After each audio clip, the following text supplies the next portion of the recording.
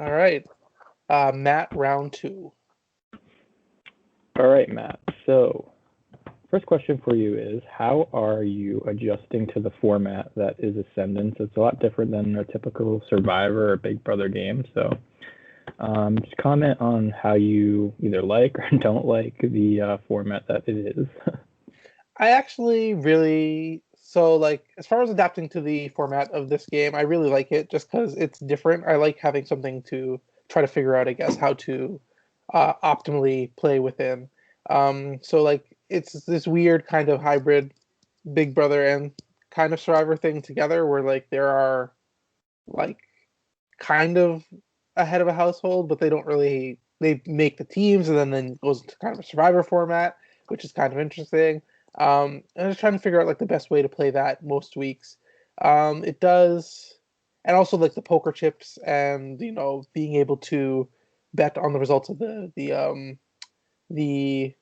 the betting games or the gambling games is really interesting. Like there's just a lot of different factors in this game that I really like and I find interesting. I'm just still trying to get my head around the best way to move forward with all of them is the way that I'm thinking about it right now. But I really do like the format a lot, and um, I do like the fact that the challenges have been fun and kind of engaging, and like they're interesting that they're building like the challenges seem to be building kind of bonds during them, which is what I'm finding. Like they're usually the team challenges are fun. Actually, sorry, let's start there. I like the gambling game team challenges just because a lot of people have to be on the call at the same time, and it is building bonds between people. And then that's interesting because every round the teams kind of switch, which is going to lead to more dynamic gameplay with people because they're going to have to figure out what's best for them moving forward. And there's more information to go on than just one-on-one calls with all these different people. You've had more time spending with the group that you're in, which I think is very important in a game like this. So yeah, I just find the format really cool, and I'm having a lot of fun so far. Cool. So, another question I have for you is, um, who are you vibing with? Like, who do you see yourself working with, and then who do you see as an immediate either threat or somebody that you want to get out in the next coming round? Mm. As far as people that I'm vibing with, I definitely am vibing with Rayanne. Me and her are cool. We have like a lot of common interests. We've had some good discussions. Um, in previous games, I think we've both worked with similar people, which is why I feel like we're having a good chance to work with each other and vibing with each other. So she's somebody that I definitely want to work with moving forward. I do really like Christopher and Nolan as well. We have had like a group chat for a few days. I feel like I can talk to them pretty easily. I don't worry about what they're doing as like when it comes to like conversations not involving me. I feel like they're pretty forthcoming with me and they have my back at least for right now. And we know we put a name on the alliance, which is cool. Like so we're Manokur, which is basically just the first two letters of all our names in a row. I'm trying to put some flair on it. Maybe it could be Manokur, but it's a good group that we have going there with us that three. I do like Jen. I want to build more of a relationship with her just because we're technically both in the same province here in Canada, which is cool. I want to be able to build on that more and feel more comfortable within that alliance, and probably pull Andrew into something like that too, because he's also in Ontario and he's actually pretty close to me. Um, so that would be a cool group to put together. It's not fully there yet, but it's something that I definitely want to make the moves on for a round in the future. And I do like Drew a lot, and yeah, Drew's a good person to talk to, I find. Uh, and I don't really have too much bad things to say about anybody, but like those are probably the top people that I feel like I like and I really want to work with going forward. That can all change as rounds go because everything changes when you're switching teams and stuff like that. But that's the people that I really like and I really want to work with at this point. And then as far as like people that I'm not super trusting of at this point, um, I've tried reaching out a little bit to Kendall and I haven't heard anything from her. It's nothing really against her specifically. It's just like I don't know where she stands with me. So it's something that I would be more willing to uh, see go than most of the people that I've had more conversations with. Same goes for Julian. I haven't really talked to him at all, which is kind of dangerous to have in the game. I mean, it's good to have somebody that you can target easily if you were to be able to push out a name just because you could say, I haven't talked to you. So it's kind of good to have people like that in the game in that way. But also, those people could say the same thing back to you as far as like if they ever get in a position where they have to push a name, they can push your name because they haven't talked to you. So those are the people that if I had my druthers, I would try to like push towards being out just because I want to be covered more in with the people that I have been talking to. So I saw in your prod chat when you did the high roller challenge, you thought that you lost. You didn't think that you were going to win it. I So, did not think I was going to. No. so having won it and not been able to be there on the call in person, and you kind of just had to send that list of people that you would want on your team. The team shakeout, did it end up going okay for you, do you think, or would you have rather been there and actively picked? Honestly, I feel like the team shook out pretty well. The team shook out pretty well what I wanted them to, as far as like the people that I put on the team that I was on. I kind of tried to put together a list that would obfuscate exactly who I wanted to work with. Like right off the top, I didn't want to pick the people who I was closest with right at the top. I wanted to, but I wanted to end up with more people that I was working with on my team than not, just in case we were to lose the team that I chose were to lose the gambling challenge, because then I had a clear target in mind, which would have been Julian for me, and I would have had numbers to be able to do it. That was kind of my thinking going into picking up my team. Um, and then, as far as that's concerned, like the team that I put together, I was pretty happy with. The team that I'm on is kind of it's interesting because I feel like there's a good mix of people that I'm not really 100% sure what this vote is going to be. I'm just don't want it to be Nolan or Drew if I can help it because I do like those guys and I want to be able to work with them at some point in the future and do more stuff with them in the game. But it could be precarious because there are more former or round one flamingos on this group than there were in the group that I put together. So it might have shook out in a bad way based on the challenge, how which team won the challenge basically. But as far as the teams going right now, I feel like they were put together pretty well. I did want to mix things up a little bit and have more people from different teams interacting because I just want to kind of make the game a little bit more fluid. I don't want to stick to like old round one team makeup because it's just arbitrary basically. So I just wanted to give myself the most options possible. I think that the team that I put together did that for me. And I'm just not 100% sure how things are going to shake out on this team, but I hope that it doesn't get rid of any of the allies that I think that I've built in this game.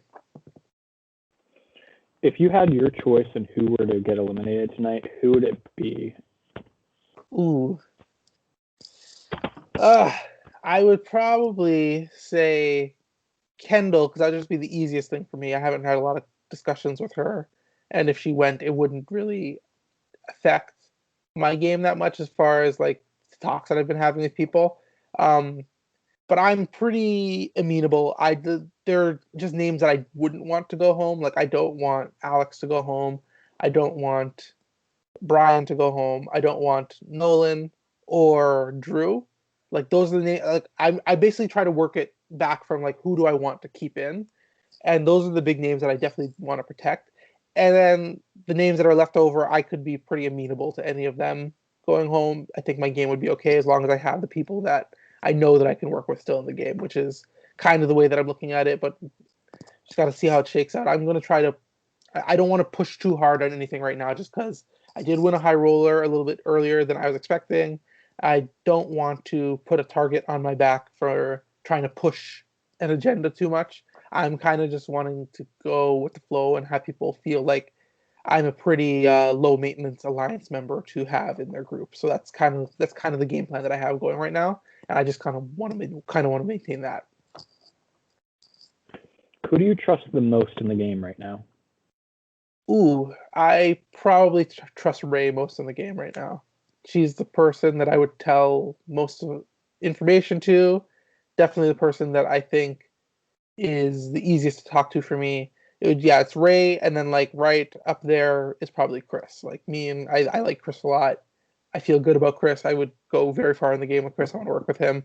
Those are two people that I feel like I will trust most in the game.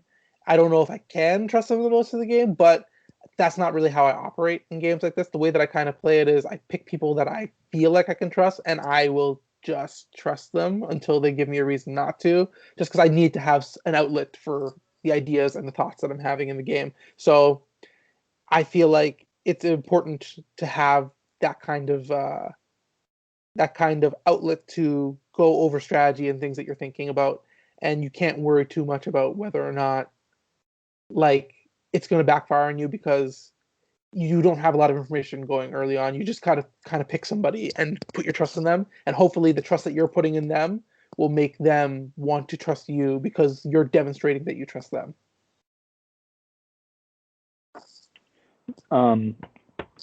What do you think about the poker chips in the game? Do you think is that something like people having a lot of poker chips? Is that something that concerns you? And then do you want to try to acquire poker chips from people, or are you just kind of trying to like get as many as you can through the challenges? Hmm, that's interesting. Yeah. I have thought about possibly trying to acquire poker chips from other people at later points in the game. It's not something I would really push for right now. It's just an idea that I would have at some point moving forward. I would like right now. I would focus on trying to acquire them through the challenges. Um, but there will be a point in the game where you need to start pooling together poker chips to put yourselves in a better position to get farther. So like my goal would be to have people that I know I can trust and that I feel like trust me win a lot of these high roller competitions to get more poker chips.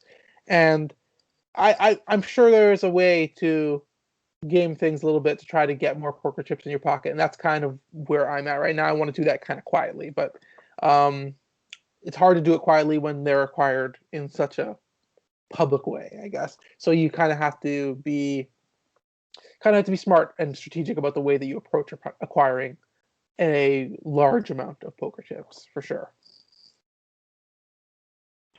Who do you think besides yourself is in the best position in the game? Ooh, who do I think?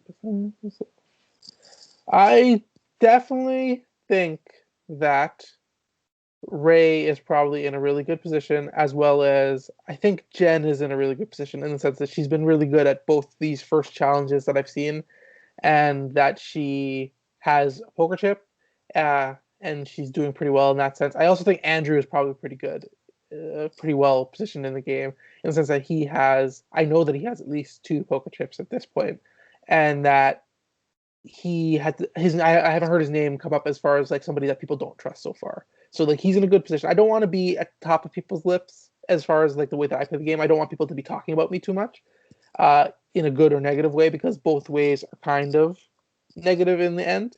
I want to be kind of riding as like, oh yeah, and Matt, like we like him. That's the place where I want to be, and I feel like Andrew is kind of in that spot right now as well.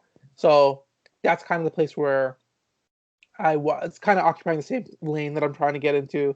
Uh, I do like him. I do think he's a good player. I think he's in a solid spot. So those would be like the three names that I think are in really pretty solid spots as far as the game going forward. And then the only other question I have for you is that round one, you were at the elimination and two votes were gambled. Mm-hmm. Obviously, this round you're the high roller, so you cannot gamble your vote. Mm-hmm. So I guess I have a two sided question here. Number one, in the first elimination, do you have any inklings on who gambled their votes? And then number two, do you anticipate that you're going to try to gamble your vote in any of the next upcoming eliminations if possible? I really have no idea who gambled their vote in that first vote. It could have been pretty much anyone. I'm hoping that I have maybe Jen did it. She seems like a pretty smart gamer to me that she might have done it if she knew the way the votes were going to go, which is pretty lopsided. It was all going on Caleb. Yeah, looking back on it, I probably think that I could have gambled my vote, but I just did it just in case. It is something that I will look to do at some point. I just haven't. I need to figure out the right time to do it based on what I'm hearing about any upcoming vote. So I do definitely want to try to do it. It's just something to think about. As far as the people that did it in the first round, I think probably Jen did it. And if I had to put another name on there, I don't know. Maybe it might have been Nolan, but he was hearing his name out there. I don't know if he would have done it. Maybe Chris did it. It could have been any of them, really. I really have no clue. I'm not super concerned trying to find out exactly who did it at this point, just because it's so early. But hopefully, I built some trust with people and they're willing to tell me that they have these gambled votes that they have accrued. So that's kind of the goal that I have. I don't like to try to guess what's happening. I would rather people tell me what's going on. So like I'm going to try to put more feelers out there, get the information that I need so that I know what happened. But yeah, if I'm guessing, Jen would be probably at the top of my list of people that might have had the wherewithal to gamble or vote in that round, just because it was a very straightforward round for our team. All right, Matt. So those are all the questions I have for you at the moment. If you have any other things that you haven't touched on yet that you want to touch on, we could do so now, or I could stop the recording for you. I could say a little bit more. Just like I'm having a really good time playing the game so far. It's been pretty fun. I'm trying to still get my feet completely under me. It's kind of a new game, new experience, trying to figure out the best way to move forward with all that kind of stuff. Um, I feel good being safe going into this round just because in all the conversations that I've had over yesterday, um, I have no idea where everybody's going to be voting. Everybody seems to be very coy about where they're going to put their vote. I feel like I'm going to know more by the end of today, and people will give me more information about that. But right now, I don't really know. I'm getting like subtle hints towards where they could lean, but I just don't know where people are going to be voting. And that's a dangerous spot to be in to not know what's happening. So I do want to put more feelers out there, get more information, figure out what the vote tonight's going to be. I want to be on the right side of the vote tonight. So I'm just going to have to spend the day basically figuring out what the end goal of this elimination is going to be for the most people. So I'm going to have to reach out to a lot of people today, put in some work. But I feel good. And I feel good about my position in the game.